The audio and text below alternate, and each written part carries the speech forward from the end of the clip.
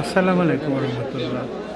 যারা দেখছেন এই মুহূর্তে ভিডিওটা, আজকে আপনাদেরকে একটা স্পেশাল জিনিস দেখাতে চাচ্ছি, যেটা বিশেষ করে কোনো মহিলা দর্শক এখন পর্যন্ত দেখেন নাই। কারণ হলো এই জায়গাটায় মহিলাদের প্রবেশ সম্পূর্ণ নিষেধ।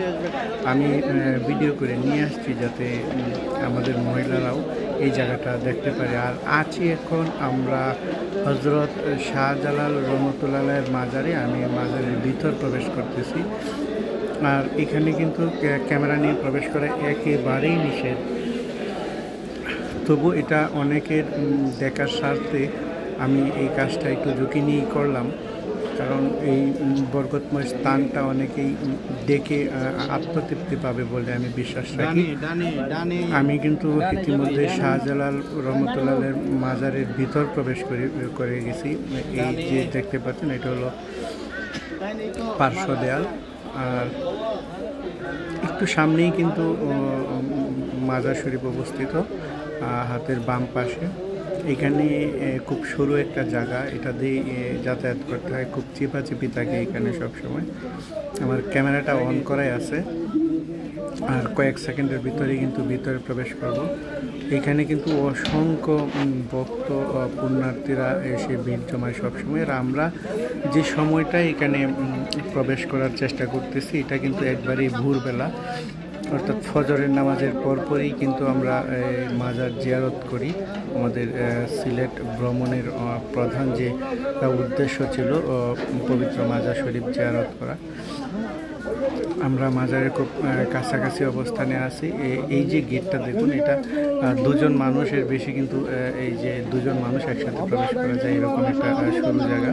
আরেকটা সাইট আছে, এটা দিয়ে বের হয়ে যেতে হয়। এই হলো পবিত্র মাজার শরীফ। এখানেই শায়িত আছেন 360 আউলিয়ার প্রধান হজরত শাহজালাল ইয়ামিনী রহমতুল্লাহ আলাই, যার হাত ধরেই এই বঙ্গভূমিতে কিন্তু ইসলাম ধর্মের প্রচার শুরু হয়েছিল। আমরা আছি মাজারের একেবারে সন্নিকটে। এখন আমি আগেই বলেছি এখানে কিন্তু ক্যামেরা একেবারে নিষিদ্ধ।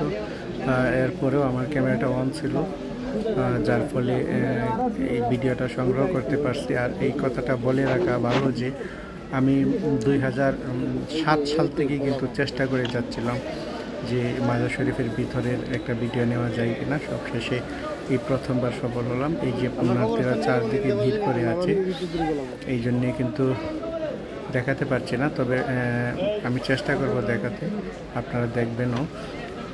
এই যে দেখুন, এই যে দেখুন, এই হলো হজরত শাহজালাল ইয়ামিনী রহমতুল্লাহের মাজার। এটার চারপাশেই কিন্তু পুণ্যার্থীরা সবসময় ভিড় করে থাকে। আমি আরেকটু কাছে গিয়ে কিন্তু যে ছিদ্রগুলো আছে, যে প্রাচীর দিয়ে ঘেরাও আছে মাজার শরীফ, এই প্রাচীরের ছিদ্র দিয়ে কিন্তু আমি ক্যামেরা ফোকাস করার চেষ্টা করব, আপনারা নজর রাখুন। আর এইটা হলো মাজারের পাশে যে বসে ইবাদত বন্দেগী করা, কোরআন তেলাওয়াত করার জন্য তৈরিকৃত বিশেষ স্থান। এখানে কিন্তু টাইলস করা, এটার উপরে কিন্তু খোলা, এটার উপরে খোলা, অর্থাৎ খোলা আকাশ সরাসরি দেখা যায়, কোনো ছাদ নেই এখানে। আমি মাজারের খুব কাছাকাছি একটা গ্যাপ জায়গা দেখে ঢোকার চেষ্টা করতেছি।